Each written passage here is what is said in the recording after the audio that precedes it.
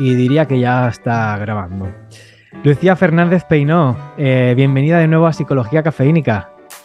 ¿Qué tal, Fran? ¿Cómo estás? Cuéntame algo de verte otra vez, que ya hace 2 años que no nos vemos por aquí, por estos canales. Pues encantadísimo, y como te decía antes de empezar la llamada o la videoconferencia, que en cuanto consigamos patrocinio para el podcast te conviertes en colaborador habitual. Sí, te estaba diciendo que yo quiero mi taza también del Exacto. hormiguero, ¿no? De tu podcast. Eso va a ser lo primero. Bueno, es independiente de cualquier patrocinio, la verdad. Ahí. Estaría guay. Sí, le daré una vuelta, Ahí. ¿eh? Genial. Bueno, te presento para las personas que no te conozcan, si no te han escuchado algún episodio anterior. Tú eres psicóloga sanitaria, especializada en terapia familiar, acreditada por la FATF, terapeuta MDR, experta en violencia de género y filioparental, terapeuta sensoriomotriz, terapeuta en Deep Brain Reorienting, especializada en trastornos alimentarios, trastorno de la personalidad, trastornos disociativos, psicosomática, docente universitaria y formación avanzada en apego y trauma. Casi nada, ¿eh? Te has quedado a gusto, leyéndolo todo. Hombre, estoy leyendo tu página de Mensalu. No, ya lo estaba viendo. Falta decir que eres directora de Mensalu. Sí, gracias. Sí, soy psicóloga, básicamente, y muy enfocada en problemas de personalidad, de trastornos alimentarios, de afectación en el cuerpo de los traumas, ¿no? de las experiencias vitales de la gente, y en trastornos disociativos, que es un campo que me gusta mucho, la verdad. Y cabe decir que en Mensalu hacéis tanto terapia en Madrid como también online, ¿puede ser? Sí, hacemos terapia online. Tanto en España como en el extranjero tenemos pacientes de muchas partes de ¿verdad? Pues es un poco raro decirlo, pero en esta época loca pospandémica, y luego también presencial, o hay gente que hace un mix entre una y otra, que hay veces por trabajo que no puede y tiene de vez en cuando, pero sí. Genial. Nosotros además hemos ya hecho, creo que concretamente 2 episodios del podcast donde hemos hablado de trauma y de las complicaciones relacionadas con él.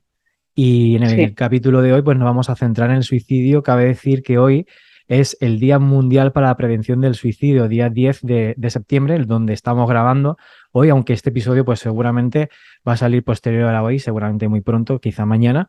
Pero bueno, estamos grabando también una fecha clave, ¿no? Muy simbólica.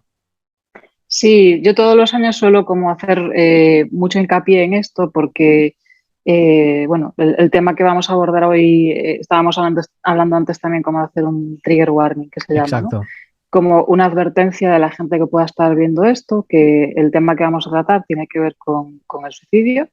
Obviamente vamos a hablar desde la prevención y la psicoeducación, pero aún así, si hay alguna persona que está viendo este podcast o viéndolo por YouTube y le pueda remover en algún momento, pues sería buena idea que lo pudiera dejar y que pudiera hablar con alguien. Exacto. Y quitando eso, sí, hoy es el 10 de septiembre y es genial que podamos hablar un poquito de esto, ¿no? Porque yo noto, no sé tú, ¿no? Pero yo noto que hay desde la pandemia casi igual, que es como que la gente está más en los medios de comunicación hablando de ello y tal, pero habitualmente es como el abuso sexual, ¿no? Es un tema que es completamente tabú, ¿no? Que la gente evita, y de hecho me río porque digo, no sé cuántas visitas tendrás a esto, porque a este podcast, porque de verdad que es un tema raw, ¿no? Es un tema potente, y espero que la gente diga, bueno, no lo voy a querer escuchar, ¿no? Pero bueno, espero que se quede, que os quedéis hasta el final y luego ya me digáis. Sí.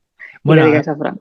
A mí me gusta hablar respecto a las visitas que tiene el podcast o mi canal de YouTube, considerarlo prácticamente un canal, un podcast de autor en cuanto a que tiene pocas visitas. Intento que sea todo de máxima calidad, como esas películas, ¿no? Que poca gente conoce, que son muy buenas. Quiero pensarlo así, pero ojalá que pueda ayudar a mucha gente. Ojalá, porque hace falta, la verdad. Sí, señor. Muy bien, pues vamos a empezar un poco abordando en general, ¿no? Para las personas que se quieran aproximar al fenómeno del suicidio, ¿no? Un poco qué es, qué lo causa, ¿no? Y qué es lo que la gente cree que lo causa. Sí, yo no sé cómo lo ves tú, pero creo que hay como una especie de aura misteriosa sobre el suicidio, que es como una especie de germen que te entra a la cabeza y de repente te quieres tirar por una ventana, ¿no? Y creo que es importante destacar que hay muchos factores psicosociales que afectan al cúmulo, ¿no? A esa montaña que yo creo que se le hace muchas veces a la gente, y que puede influir en tener una ideación, o que empieces a pensar en querer morir, o cosas así, ¿no? Ujú. Sí, yo la verdad es que es un fenómeno al que me he ido adecuando, o sea, me he ido adaptando por trayectoria profesional, porque está asociado como a muchas dificultades primarias, ¿no? O sea, como que el suicidio es un tema que es recurrente dentro de otras dificultades y es que es algo como Ujú, que cuando la persona se atreve un poco a contarte más íntimamente cómo está viviendo una dificultad, el suicidio es algo que también tiene un papel muy protagonista o que es paralelo, las ideas de suicidio, intentos de suicidio anteriores o una historial respecto a eso. Y ahora mismo, como profesional, es algo a lo que estoy muy habituado, ya no me impacta, ya no me genera ese fenómeno de tabú, ¿no? Que decías al principio.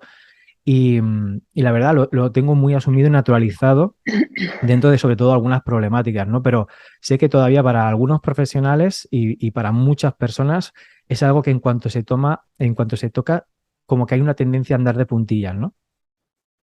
muchísimo.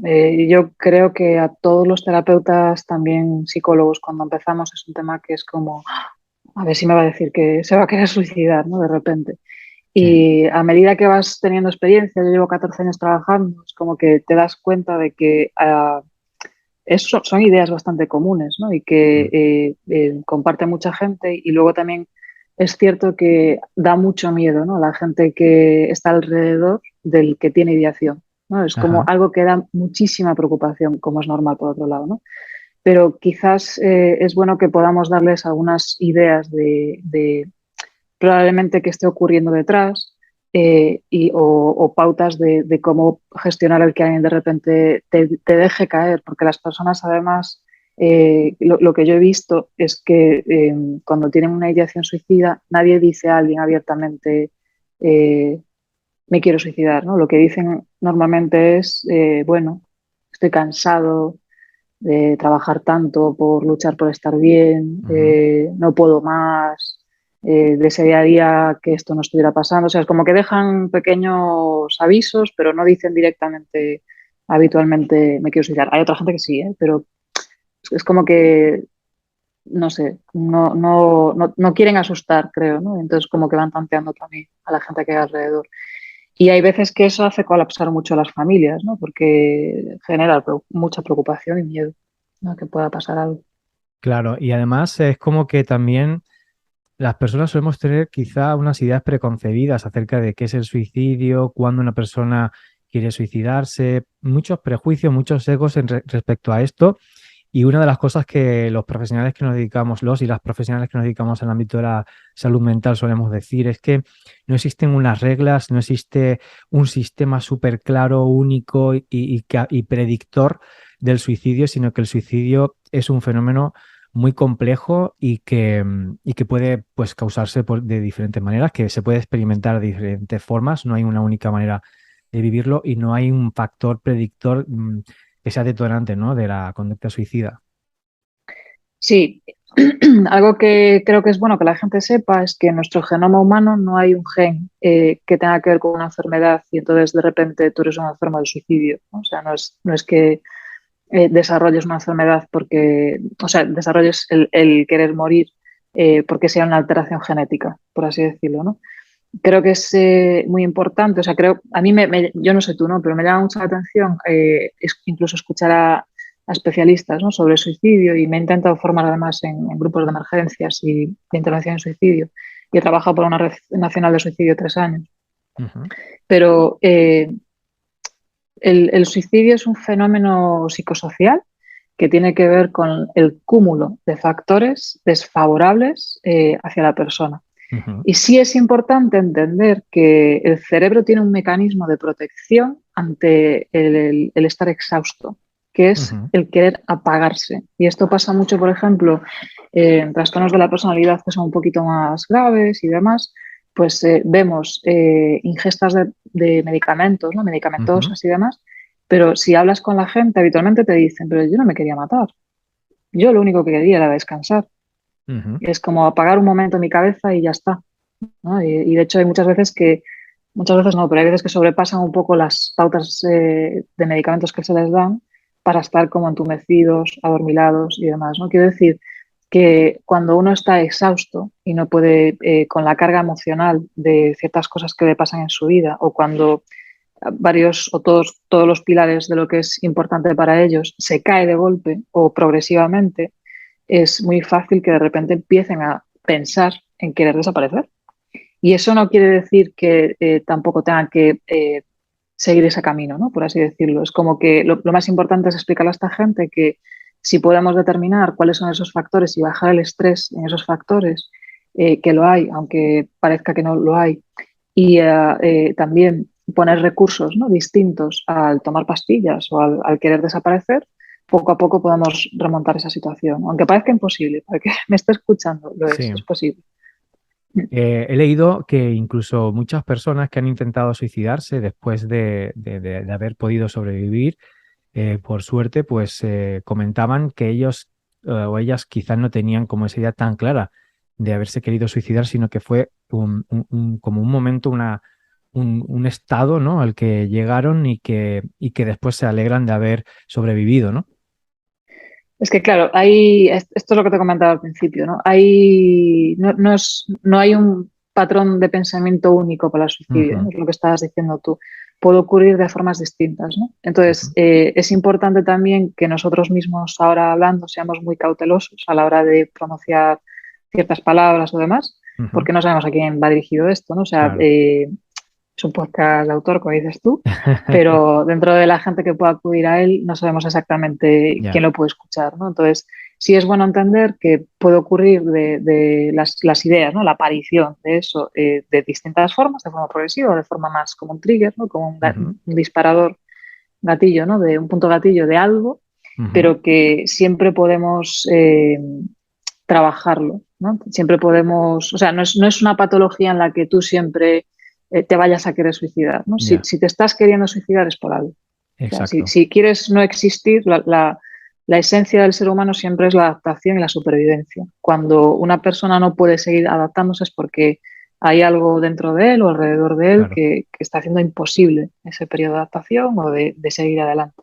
Es el, yo lo asocio a mucha gente que está desesperada, que está desesperanzada. O sea, la desesperanza, fíjate, como emoción, es una emoción que es durísima a la hora de trabajar con ella, Ujú, eh, porque es la que te quita el saber que todo va a cambiar, ¿no? Y es algo que yo siempre trato de decirle a las personas, ¿no?, que es imposible que puedas seguir en ese estado siempre, ¿no? O sea, las células nerviosas, que son las que dan riego, ¿no?, a todo lo del sistema nervioso del cuerpo, son ondas, ¿no? Son cosas que suben y bajan. Entonces es súper importante que las personas entiendan que las emociones no son perennes, van cambiando. Igual que la tasa cardíaca del cuerpo, igual que el nivel de agua del riñón, yo qué sé, todo va ujú, fluyendo, ¿no? Y el problema también es que la gente pierde como la perspectiva de entender que eso va a pasar, ¿no?, ujú. que no van a estar en esa ideación todo el rato. Y eso también puede ser un factor precipitante de un intento, por ejemplo. Y para las personas que están cerca de alguien, ¿no?, que está en este estado, que está conviviendo, ¿no?, con esta dificultad, imagino que también pues, es conveniente que trabajen o que luchen contra ciertos prejuicios contra la persona, ¿no?, que tienen, ¿no?, delante o que están acompañando en esa dificultad, porque hay como mucha tendencia a juzgarla, ¿no? Sí, mucho. Y es como que hay una asociación extraña entre la debilidad y la valentía, ¿no? Hay gente, o sea, todo se basa en el juicio si lo piensas, ¿no? O sea, Ujú, yo creo que es súper importante en la vida no enjuiciar en general, ¿no? Y tratar de entender lo que pueda llevar esa persona encima como para querer hacer algo o lo que sea, ¿no? Hay gente que dice que suicidarse es de valientes, hay gente que dice que suicidarse es de cobardes, hay ya. gente familiares que están alrededor que los toman por locos, ¿no? Es como de repente hay un estigma y bueno, tú es que no estás bien, tú es que a ti no te funciona la cabeza, eh, O la ya culpa, no. ¿no? La culpa es que no estás pensando en las personas que dejas detrás. Ay, sí, el enfado y la culpa es una consecuencia muy habitual en familiares en los que de hecho se ha consumado un suicidio o que se ha intentado, Joder. ¿no? Pero es muy interesante ver todo la cascada de emociones que conlleva eso, ¿no? Me parece un tema súper complicado, tiene que ser terrible, de verdad. Claro, yo Eh, encuentro que, perdona, dime. No, no, dime, no estaba pensando en nada en realidad. encuentro que algunos familiares quizá con la idea de querer ayudar, pues pueden entrar en una negligencia, no entendiendo que como que presionando, ¿no? Con el enfado o la culpa, están haciendo un chantaje en realidad, pues creen que de esa manera están ayudando a que esa persona no lo haga, cuando tú en realidad pues hablabas ahora de que incluso puede incrementar, ¿no? Esa idea o esa Mm. intención. Sí, o sea, lo que pasa es que te escucho hablar y me voy a escenarios en los que trabajo yo, ¿no? Y entonces, Sí. creo que el ajuste de responsabilidad sobre las personas también, incluso cuando se quieren suicidar, es importante, Ajá. porque hay veces que, por ejemplo, en ciertos trastornos de la personalidad, se puede usar como estrategia de intentar comunicar un malestar, Ujú. y es una vía mucho más complicada y difícil para entender para las familias, ¿no? Entonces, hacer un ajuste de responsabilidad por un lado de cara a la propia persona es importante, y luego también lo que dice, ¿no? Psicoeducar mucho a las familias de cara a no cargar más, ¿no? A esa persona en un momento dado, pero siempre con un ajuste de responsabilidad, ¿no? Yo siempre le digo a los pacientes, cuando me pongo en mi postura de terapeuta familiar, que es importante no mezclar estados de ánimo, ¿no? Es decir, el estado de ánimo, igual que las ganas de hacer pis, perdón por la Ujú. vulgaridad, es de cada uno. Tú no Claro. puedes adivinar las ganas de hacer pis que tiene el otro, ni puedes culpar al otro de tus ganas de hacer pis, ¿no? O sea, el estado de ánimo de cada uno es de cada uno. Y luego, para que haya armonía familiar, es importante como ir para atrás, ¿no? Y darse cuenta, intentar tener perspectiva de qué ha podido ocurrir y en términos de utilidad, cómo poder ser útiles, ¿no? De cara a la familia. Una consecuencia muy habitual que yo veo en las familias de personas que tienen ideación suicida y están en un proceso de recuperación, por ejemplo, es el control, ¿no? Ujú. Es un problema y un beneficio en una persona que tiene ideación suicida o que ya ha cometido un intento de suicidio fallido, ¿no? Porque por un lado necesitamos su apoyo, pero a la vez tenemos que ir cambiando la palabra control por confianza, ¿no? Y es un trasvase Qué bueno. de terapéutico y familiar muy importante y súper difícil, ¿no? Porque las familias siempre te dicen, entonces, ¿qué hago? ¿La dejo solo? ¿Me voy? ¿Vuelvo? Tal. Y está bien Ah, que le diga esto, ¿no? Entonces es como, ay Dios, a ver, pues vamos a pensar juntos y ver cuál es la mejor forma de ir haciendo una progresión para que también la persona se sienta confianza, ¿no? Porque creo que lo que nunca podemos perder de base es el criterio de normalidad, ¿no? De ujú. decir, vale, está pasando esto, pero yo confío en que te pueda recuperar, ¿no? No perder la perspectiva de decir, es que te puedes recuperar, no pasa nada, ¿no? Porque si ya partimos desde la patologización de Ujú. los y las pacientes, ya los estamos tratando como si no se fueran a recuperar nunca, ¿no? Entonces es hacer un camino progresivo hacia entender que confiamos en que se vayan a recuperar, porque es que además es que es así, o sea, no, yo siempre le digo a la gente de broma un poco brusca, ¿no? Que a veces soy un poco bruta, ¿no? Pero digo, tú no eres un gato que te quieras tirar por la ventana 17 veces seguidas, porque sí, ¿no? A ti te está pasando algo. Si Claro. trabajamos en eso, te quisieras suicidar. Entonces te dices, no, vale, pues vamos a ponernos con ello. ¿Mm? Y ahí vienen todas las defensas de desesperanza que Natalia Seijo, por ejemplo, tiene muy escritas y muy trabajadas, ¿no? Que nos ha influenciado para bien mucho de cómo trabajarlas, por ejemplo. Son muy importantes, de verdad. Me ha parecido brutal, ¿no? La manera que has expuesto cómo lo abordas, ¿no? Es como que conectas, normalizas, lo legitimas como una condición en la que la persona está y te centras en lo importante que es trabajar sobre las causas que originan el suicidio y no trabajar el hecho de no suicidarte, ¿no? O sea, que es como podría Lo ser un primero error, ¿no? es, sí, depende del caso, ¿eh? O sea, hay veces, en terapia familiar incluso hay contratos, ¿no? De compromiso de no suicidarse, Ajá, curiosamente, que se qué firman bueno. con DNI, como si fuera un contrato en un notario, ¿no? Ujú. Pero lo primero es hacer un ajuste de responsabilidad, porque lo que no queremos es hacer a esa persona dependiente de un terapeuta. Lo que queremos es que esa persona sepa mantenerse con vida. Y partimos desde ahí, ¿no? En plan, la responsabilidad de mantenerte con vida es tuya. Yo te voy a acompañar, pero es así. Y suena súper raro, ¿no? Es como decir, jolín, qué bestia, ¿no? Que le digas eso a alguien. Pero eso en ciertos aspectos y en ciertos problemas asociados a la personalidad nuevamente es súper importante, ¿no? Partir desde un eje de responsabilidad ni victimizante, ni de ponernos a los familiares ni a los terapeutas de salvadores, porque eso les hace dependientes a ellos, ¿no? Entonces, primero, a muy corta estancia, hacemos recursos muy basiquitos, neurofisiológicos, que tienen que ver con bajar muy rápido el malestar, incluida la medicación cuando haga falta, y luego ya es psicoeducar, es hacerles entender lo que está ocurriendo, ¿no? Porque muchas veces, en casos, por ejemplo, donde he atendido a personas que puedan tener trastornos bipolares, que también, trastorno bipolar, que también es un tipo específico, ¿no? de forma en la que aparece el suicidio y demás, es importante tener recursos muy inmediatos para cosas que puedan ocurrir, ¿no? O con rasgos disociativos o psicóticos incluso. ¿Sabes? O sea, saber también ver qué es lo que tienes delante y ser útil es importante. Y luego ya es eso, ¿no? Es enseñarles que lo pueden parar, ¿no? O sea, que de hecho lo pueden parar y que no les vamos a dejar solos mientras hacen ese recorrido. Es como, lo vamos a hacer juntos esto, ¿sabes? O sea, es entender que no están solos. Y aquí, no sé si me adelanto o me retraso, pero creo que es importante mencionar que de las 3.941 personas que se han suicidado en el 2020, 2.930 de 3.900 eran hombres y solo 1.011 eran mujeres. Y yo creo que aquí sí que hay un factor de género importante en el sentido de la mala gestión en el aprendizaje de las emociones de los hombres. O sea, totalmente. Tip muy básico para no suicidarse, habla. Ya está, ventílate, cuéntaselo a alguien, a un desconocido, a tu pareja, a un amigo, llama a alguien que esté muy lejos y que no vuelvas a verlo, a quien sea, que no te dé vergüenza, pero habla, porque la no expresión de la emoción es algo que afecta directamente a que haya un intento de suicidio. Muy, muy grande.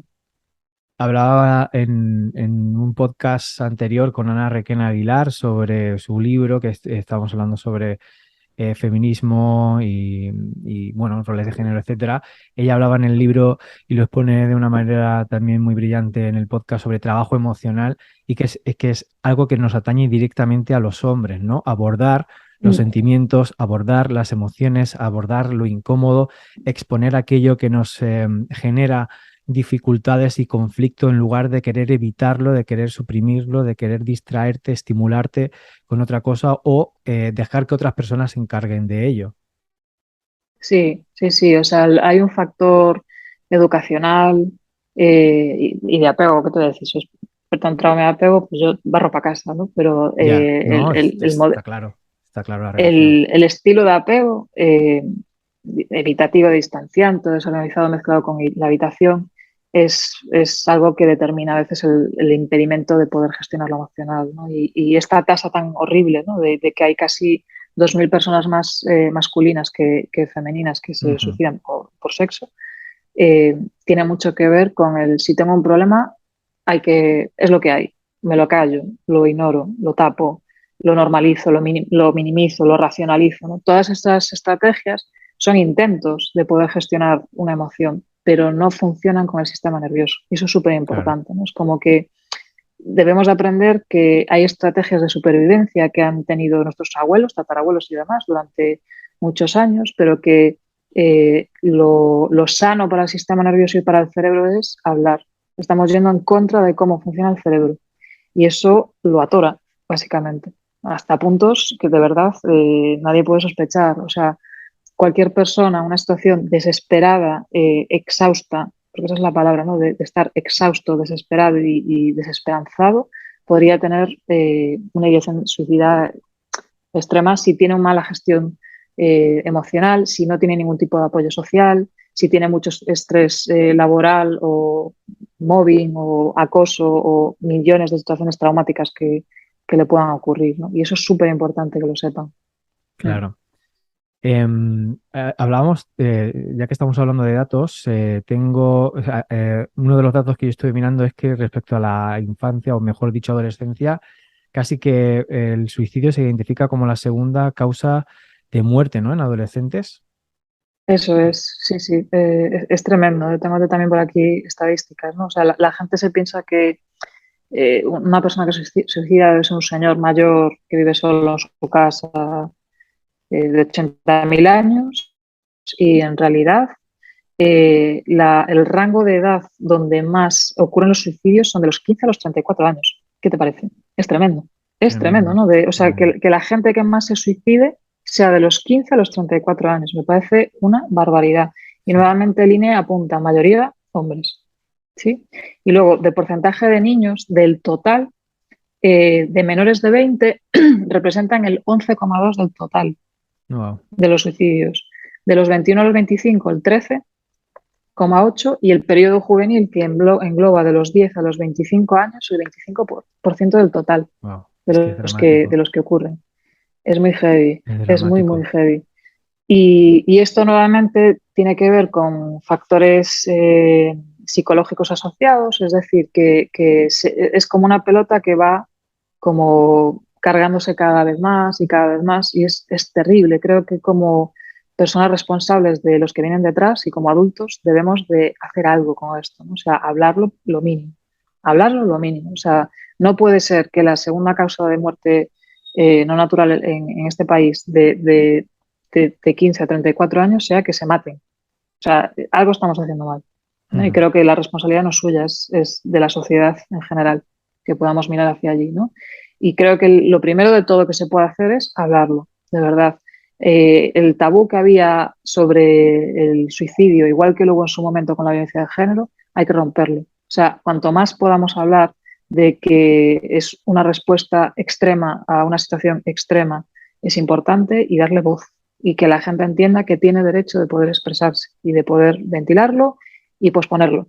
Esto algo que decían compañeros también de Princesa 81, no me acuerdo ahora del nombre, pero de posponlo hoy y mañana ya hablamos tú y yo de cómo podemos hacerlo, ¿no? Pero hablarlo, pedir ayuda, entender que tiene solución, que no es algo que vaya a ser eterno, ¿no? Porque eso es una de las peores cosas, ¿no? De entender que en la mente de una persona que se quiere suicidar hay veces que cuando no para la idea, porque no para el malestar, la persona piensa que es inmutable, que siempre va a ocurrir así, ¿no? Y eso Ujú. es dramático, dramático. Mm. Qué brillante, ¿no? Esa idea. Pues ponlo hoy, mañana seguimos trabajando y ya vemos, ¿no?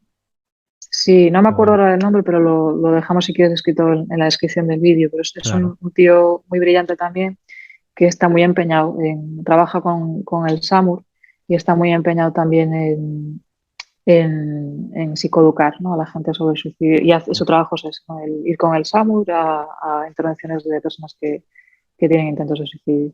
Ujú. Mm. También respecto a lo que estamos hablando, creo que también hay que tener en cuenta, ¿no? El contexto socioeconómico, laboral, el entorno social en el que estamos. A veces tendemos como a todo personalizarlo, ¿no? En factores individuales de la vida de esa persona y nos olvidamos que también estamos en un contexto, vivimos en una sociedad, estamos conectados a un grupo, a diferentes grupos de personas y a todo un modelo, ¿no? Y respecto a esto, pues cada vez en el fenómeno del suicidio también se habla de los factores socioeconómicos, laborales, sociales, el contexto donde está inmersa la persona, porque si nos centrásemos exclusivamente en lo que rodea a la persona, en factores individuales, pues también estaríamos perdiendo la perspectiva colectiva, ¿no?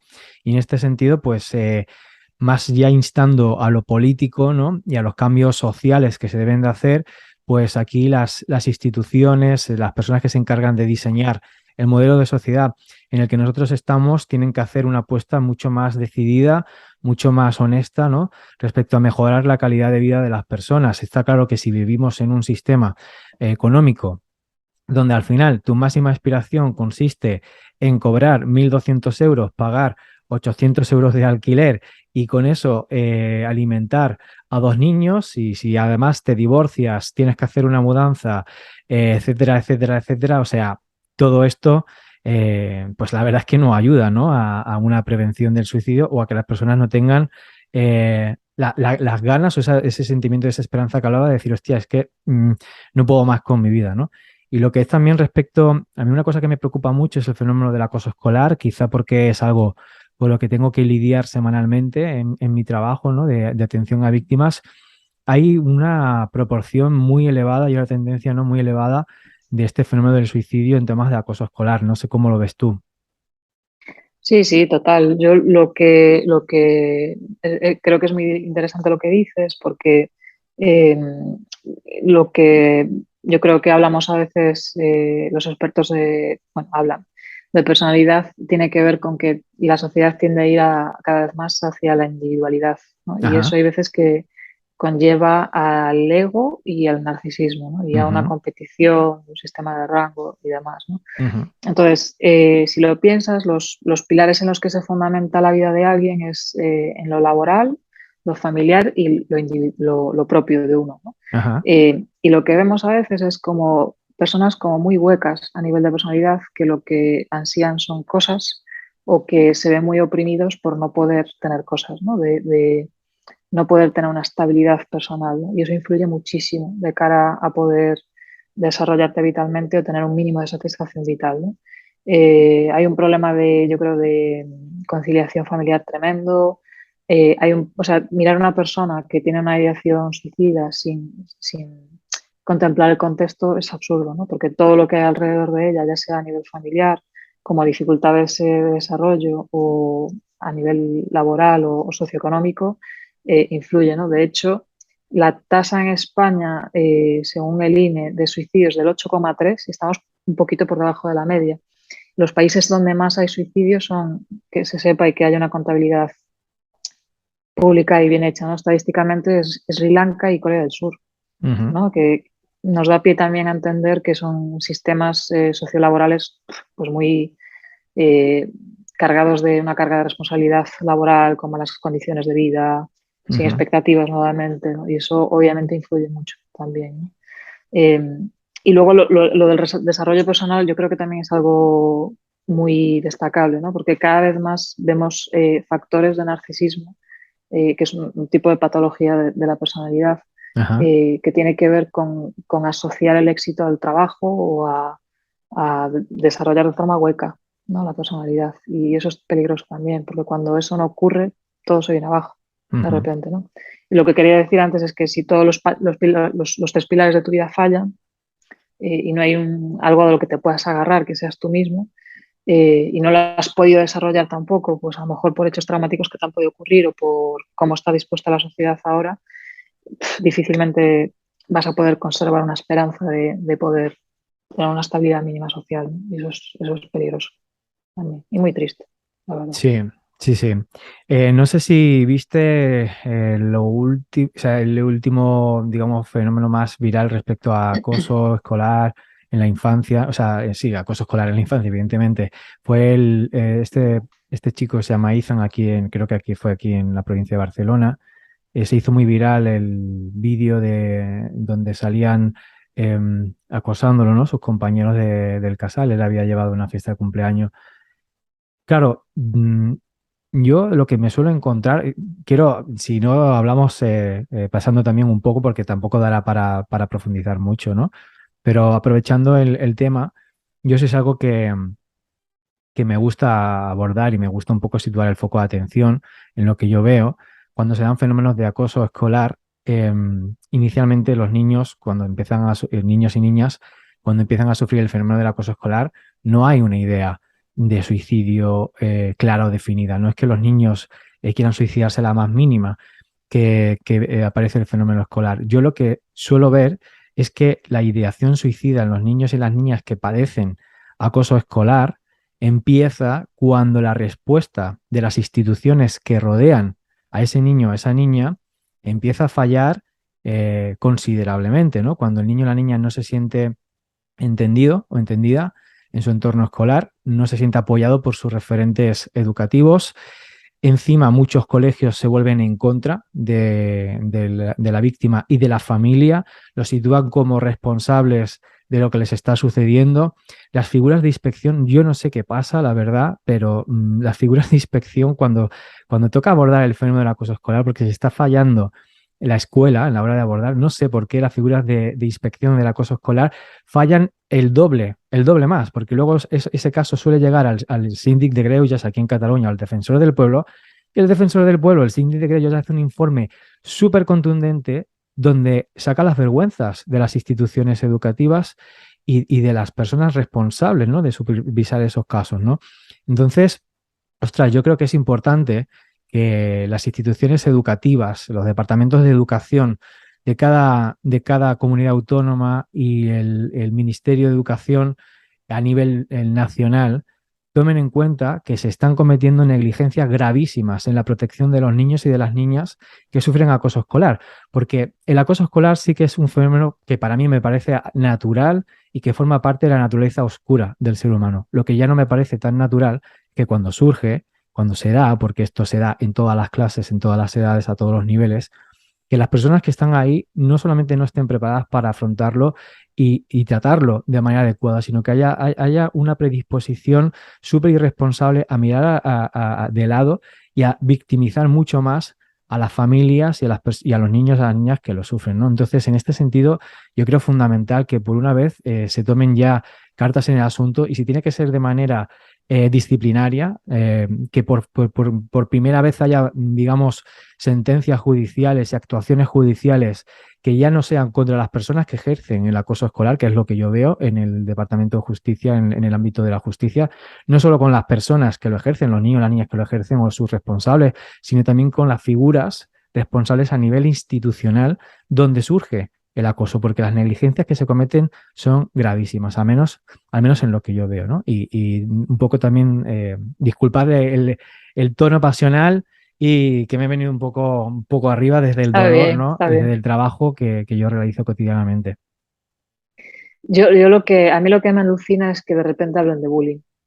Yo me voy a volver la invitada menos querida invitada a tu podcast, porque yo creo que esto es violencia. O sea, esto lo llevo viendo toda la vida, Exacto. solo que se ha agudizado muchísimo más por las redes sociales. Ujú. ¿Sabes? Pero me parece que es absurdo. O sea, pienso que en años atrás ocurrían cosas peores que lo que está pasando ahora y nadie se enteraba porque no había un conteo de esto, Sí, ¿no? Y no lo podían reproducir por los medios que tienen ahora los chavales, ¿no? Y eso lo agudiza mucho más, porque el hecho de grabarlo y publicarlo y todo eso, y que la gente no entienda que difundir imágenes violentas en sí, aparte que es traumatizante vicariamente para el que lo ve, te puede mm, generar un desequilibrio peritraumático o traumático, eh, es terrible, ¿no?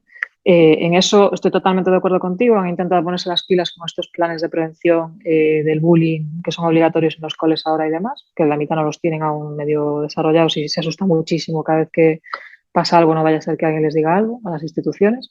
Pero también yo quisiera poner el foco en casa, ¿no? O sea, si fíjate, los propios medios de comunicación, yo me escandalizo todos los días cuando a veces abro Twitter o Instagram y veo medios de comunicación colgando estos vídeos. Pero vamos a ver, igual habría que empezar a psicoeducar también qué es violencia y cómo puede ser para la familia de esta gente o para la identidad de esta persona que ese vídeo se haga viral, porque en el momento que tú estás reproduciendo ese vídeo o que lo quieres ver, eh, es una forma, yo creo, morbosa de retraumatizar a esa persona y revictimizarla, por ejemplo, ¿no? Partiéndolo de ahí. Y luego, si cogemos también las habilidades emocionales en las familias y los cortes familiares y demás, creo que es importante entender que hay un trabajo también en casa que tiene que ver con la seguridad, de ofrecer seguridad a los niños y que entiendan que antes de que se maten hay solución a eso, ¿no? Por un lado. Y también psicoeducar en la no violencia, ¿no? Porque los bullies también aprenden conductas de algo, ¿no? Y creo que es un debate que es muy complicado, ¿no? Y luego factores de personalidad, Estoy de acuerdo contigo, pero también añadiría esto último. vale.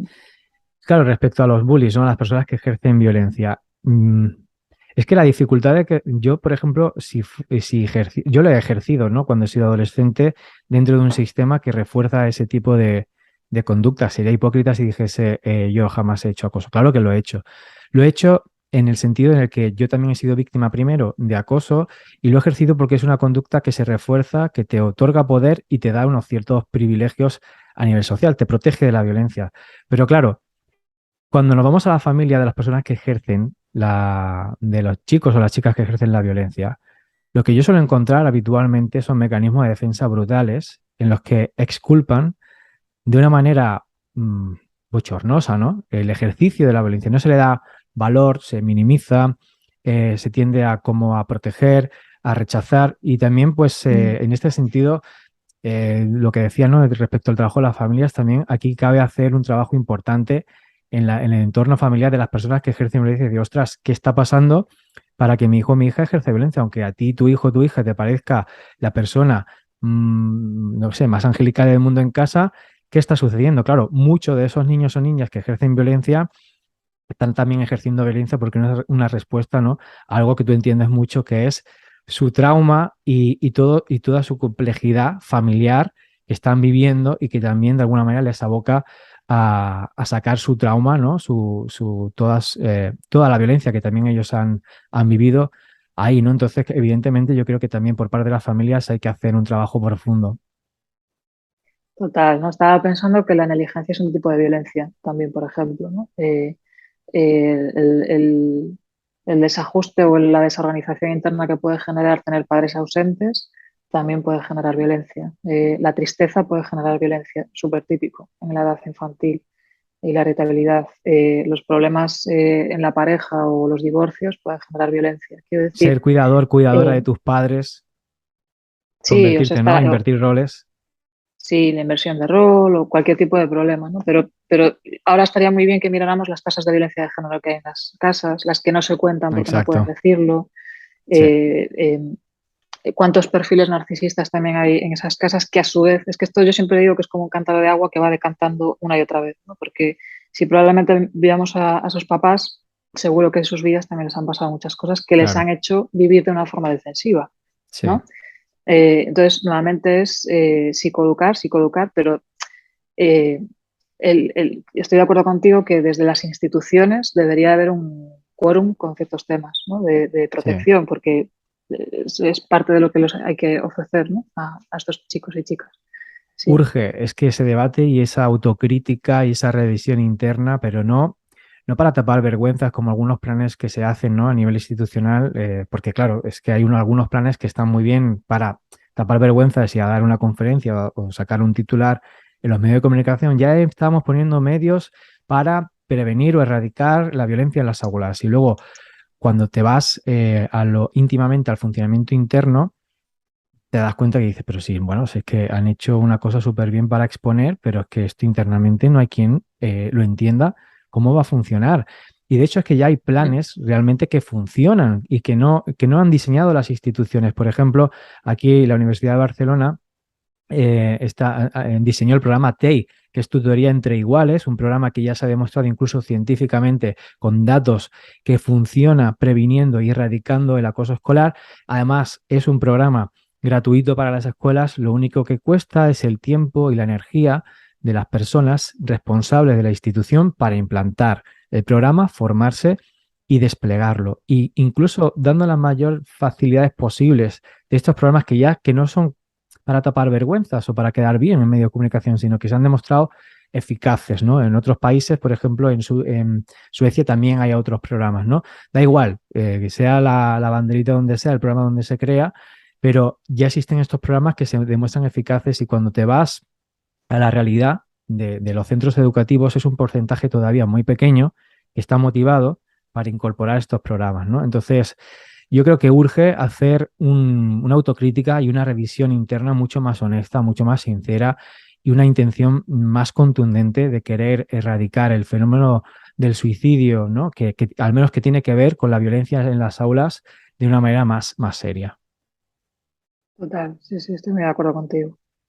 Mm. Vale, no sé, estoy haciendo como un repaso general a los temas que teníamos planteados, ¿no? De hablar sobre el suicidio.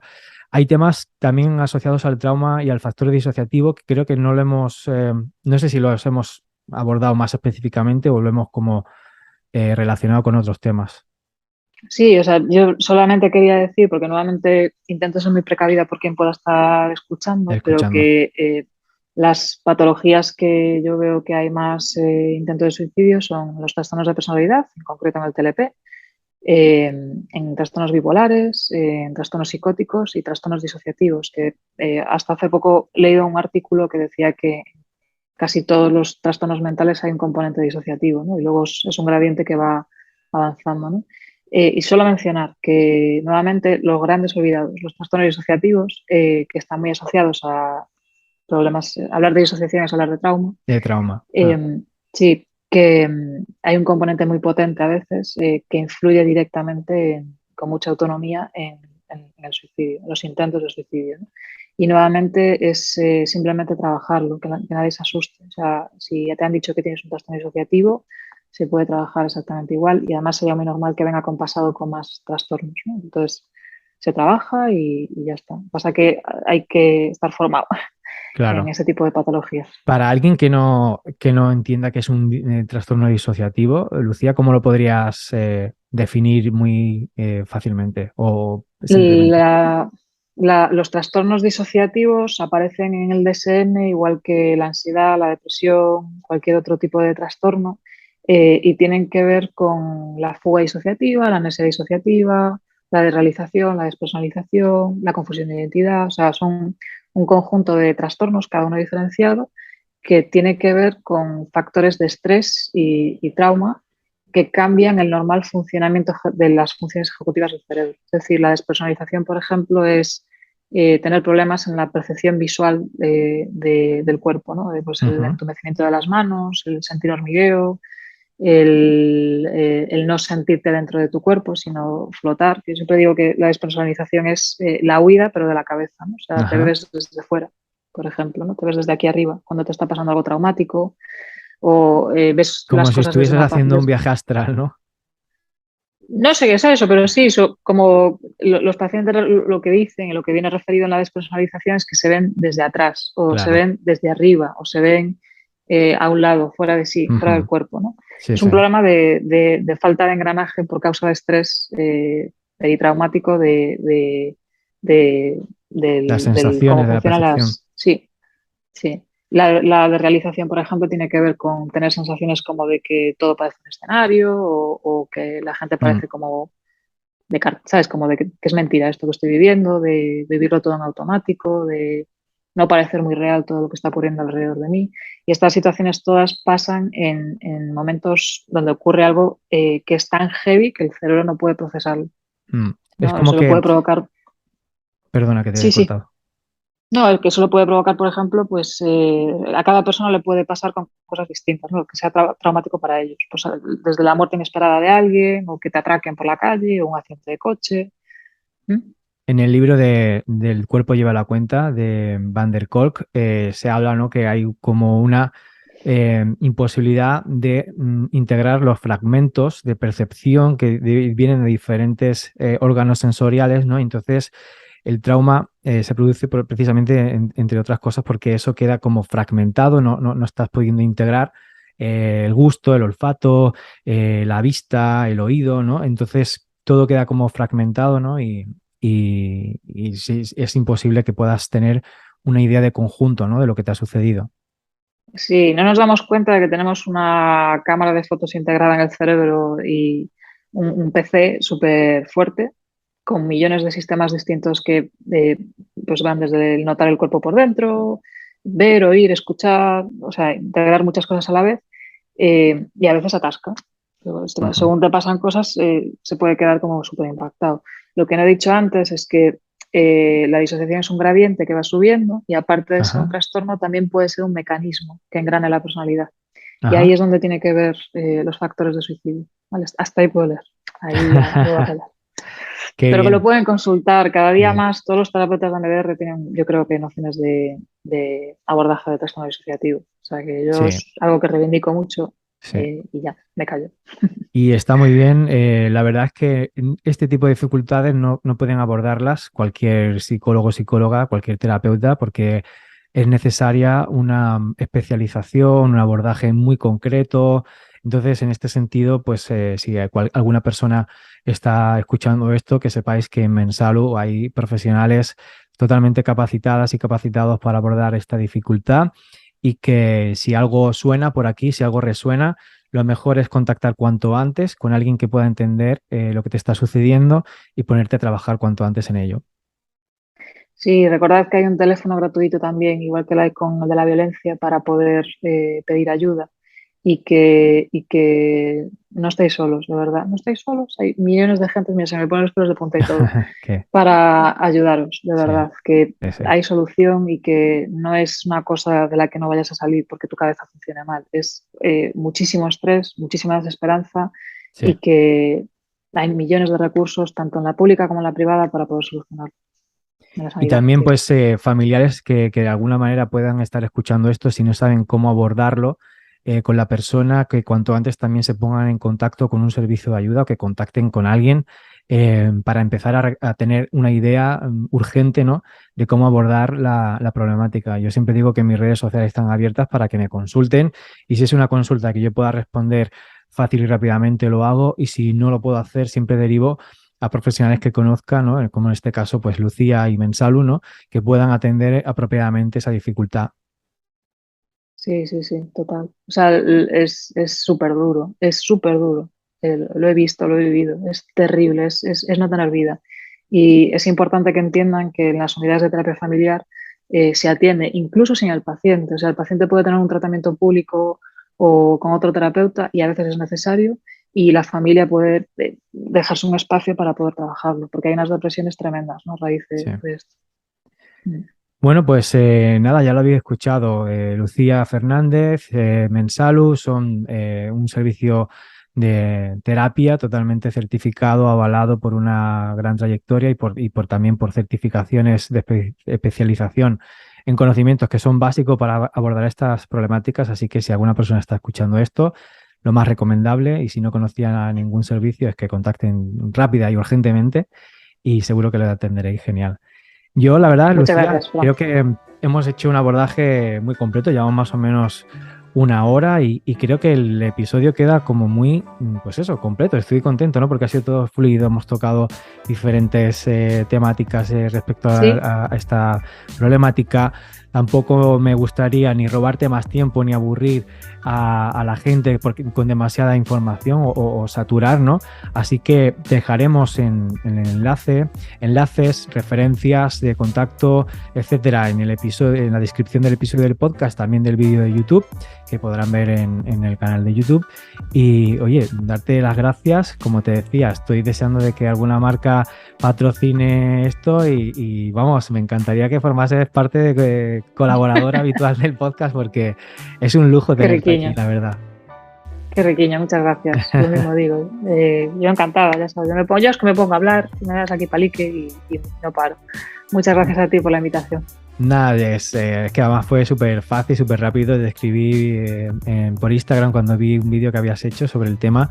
Tú también, tu disponibilidad es súper amable y siempre abierta y la verdad es que estoy encantado, ¿no? Con que hagamos estas cosas. Es un placer. Genial, yo también, Fran. Muchas gracias. Pues paraliza aquí la grabación, Lucía. Ya me despido como cabe fuera de la grabación, Genial. ¿vale? Un abrazo muy fuerte. Bueno, gracias, Fran. Venga, un besiño.